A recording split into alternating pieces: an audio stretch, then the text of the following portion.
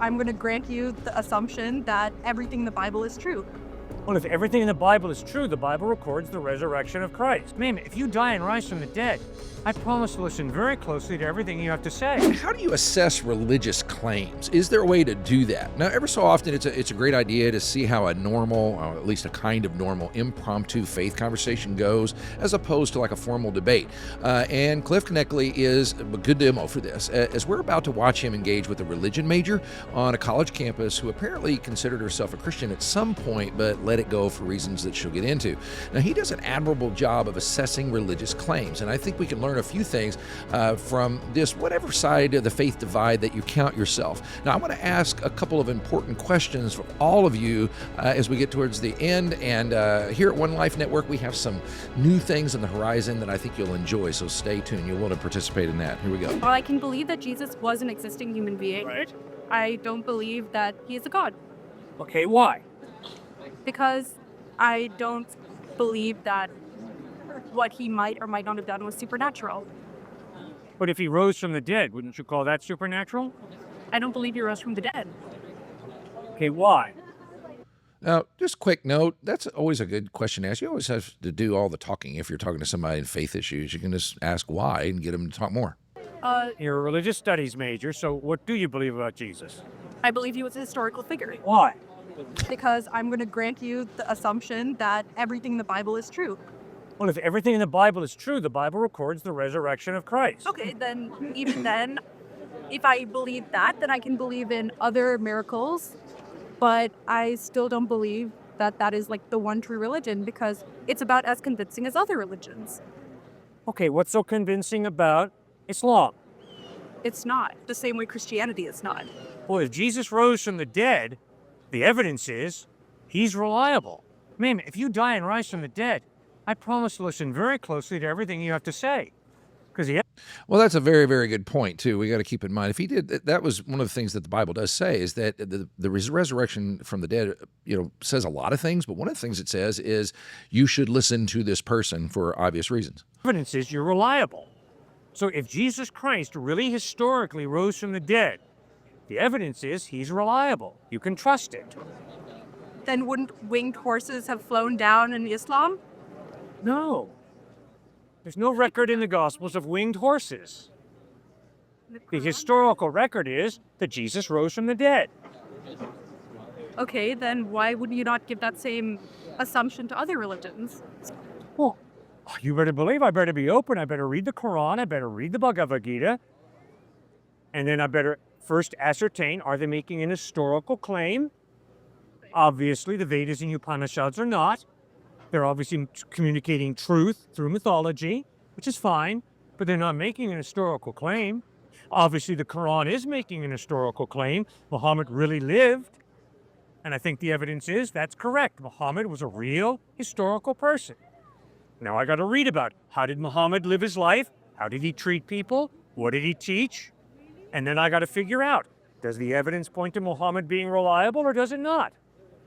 There's where he does give the religious assessment tools there. So are we really talking history or not? And some religions do not do that. They don't tie themselves to history. Islam does. But then I love the thing, once I determine that there's a historical person here, how did he treat people? What did he teach? What were his main points of his life? And that's a good point of assessment. I got to do the same thing with the Gospels. I got to read about Jesus, how he treated people, what he taught, how he died, how he rose from the dead.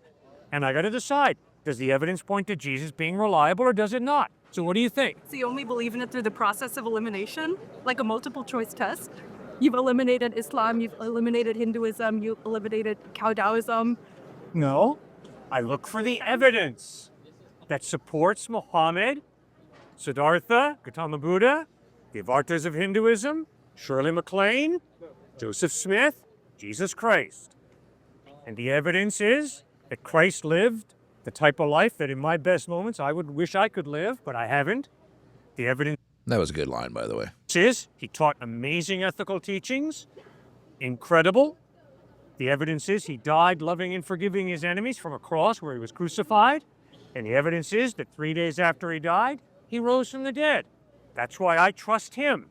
And I have told you, and I'll tell you again, if you die and rise from the dead, I will listen very closely to everything you have to say, because the evidence is you are reliable. Does that make sense? So if you aim to live by his loving and kind example, why are you out here intentionally belittling and misunderstanding students? I have no.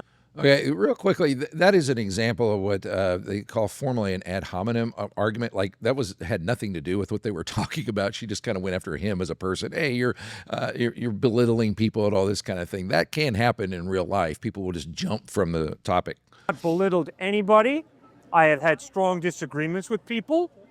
And in a liberal arts education, we believe in a free exchange of ideas, which means when we disagree, we go at it in terms of why do you believe what you believe? What's the evidence of what you believe?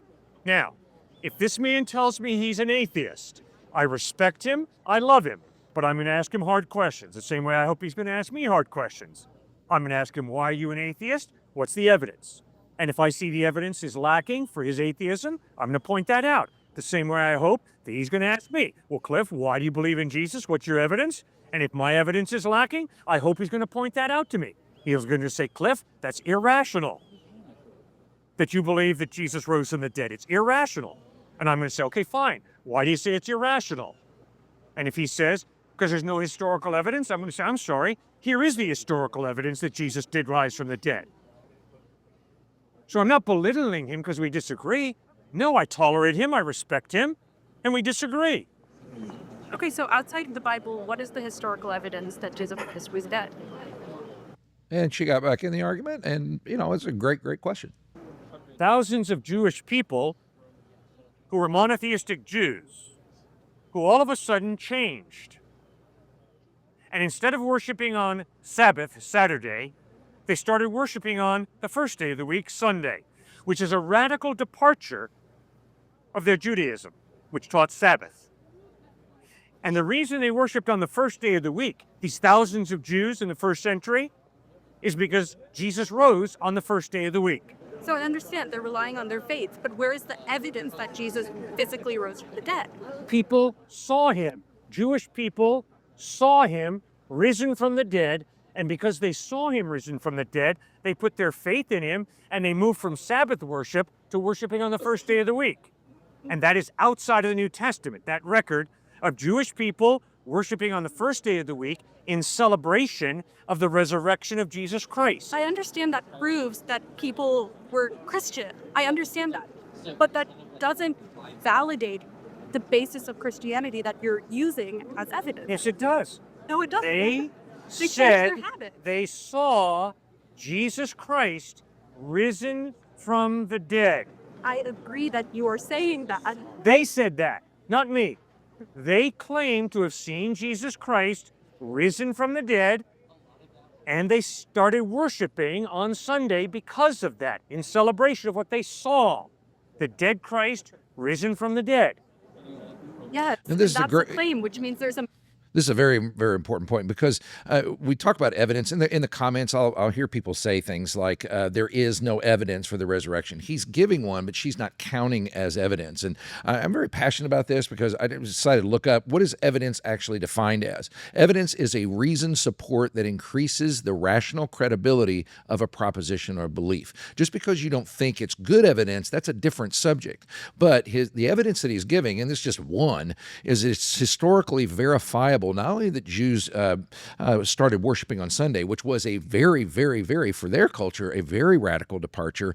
That's something that has gone on all the way to this day, and it's historically traceable back to the earliest Christian beliefs. See, when I was in college, it was very fashionable to think of the resurrection as being a belief that developed over time, but we now have historical proof, and that is evidence that the earliest Christians really did believe that Jesus rose again from the dead. That goes all the way back as early as we can see it, and that's why scholars have kind of changed over to trying to explain why they would have changed so radically in light of that. And that is evidence. You may not like the evidence, but it is one of those things where we're seeing why did these people who were so committed to one thing shift over so radically to another? measure of skepticism. Yeah. That's So how do you work through your skepticism? exactly. You know, I'm a skeptic about whether you're really here. I don't know that you're really here. I don't know that my eyesight tells me the truth about reality, so I don't know that you're really here. Really? Right about now, I got to make a decision. Is my skepticism good, or is my skepticism, hyper-skepticism, unhealthy? My fist stops here, because although I'm skeptical that he might not be here, no, the overwhelming evidence is he is here, and my fist better stop here, and I better not swing through his handsome face. Yes, I can be skeptical about Jesus' resurrection, but if the overwhelming evidence is people saw him and then they were willing to die for what they had seen, the dead Christ risen from the dead, I can be skeptical all day long, but I better make a correct decision. He rose from the dead. That's what the evidence points to. If I met you 2,000 years from now and you said, oh yeah, I saw a man standing here with a gray beanie on his head. Yeah, solid. That's not convincing for me.